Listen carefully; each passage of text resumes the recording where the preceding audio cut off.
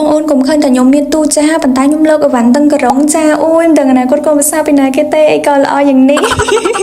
បងអូនជួយ mention អនាគតម៉ាក់ក្មេកខ្ញុំឲ្យចូលមើលតិចមកខ្ញុំចង់ឲ្យអនាគតម៉ាក់ក្មេកខ្ញុំឃើញវីដេអូនេះខ្លាំងចាឲ្យបានឃើញថាអនាគតកូនភាសាម្នាក់នេះបានត្រៀមខ្លួនដូចជាស្រេចនិយាយលេបងប្អូនទាំងអស់គ្នាអញ្ចឹងសម្រាប់បងប្អូនដែលមានបំណងចង់កំងអវ៉ាន់ផ្សេងៗមកពីចិនមិនថាយកមកប្រើប្រាស់ផ្ទាល់ខ្លួនឬមួយក៏យកមកលក់បន្តទេបងប្អូនអាចតាក់ទងមកខាង Cherry Shop បានណាខ្ញុំមានសេវាកំងជូនឥតគិតថ្លៃទេខ្ញុំមានទទួលកំងជាមួយនឹង app ថៅប៉ោ Pinterest 1688និង CNE ហើយចំពោះដំណើរការនៃការកំងវិញគឺអត់ញញ៉ៃទេងាយស្រួលខ្លាំងមែនទែនបងប្អូនគ្រាន់តែមើលវ៉ាន់អីផ្សេងៗនៅក្នុង app ទៅបើសិនជាពេញចិត្តបងប្អូនអាចធ្វើការផ្ញើ link និងរូបភាពមកកាន់ខ្ញុំបានមានប៉ុន្មានមុខបងប្អូនអាចតម្លាក់សិនបាននៅពេលដែលអស់បងប្អូនគ្រាន់តែបញ្ជាក់ជូនខ្ញុំឲ្យគិតលុយជូនមុខបងប្អូនទាំងអស់គ្នាតិចទៅខ្ញុំរៀបចំជាវិក័យប័ត្រជូនបើសិនជាបងប្អូនបណ្ឌិតទៅមានអីចង់កែកុនថែមថយដកខ្លះឬក៏ថែមអីវ៉ាន់អីចឹងអាចប្រាប់ខ្ញុំបានខ្ញុំកែបងជូនតាមនឹងចឹងបាច់ក្រែងចិត្តទេអ្នកលោកនេះគឺត្រៀមខ្លួនរួចជាស្រេចនៅក្នុងការកែវិក័យប័ត្រជូន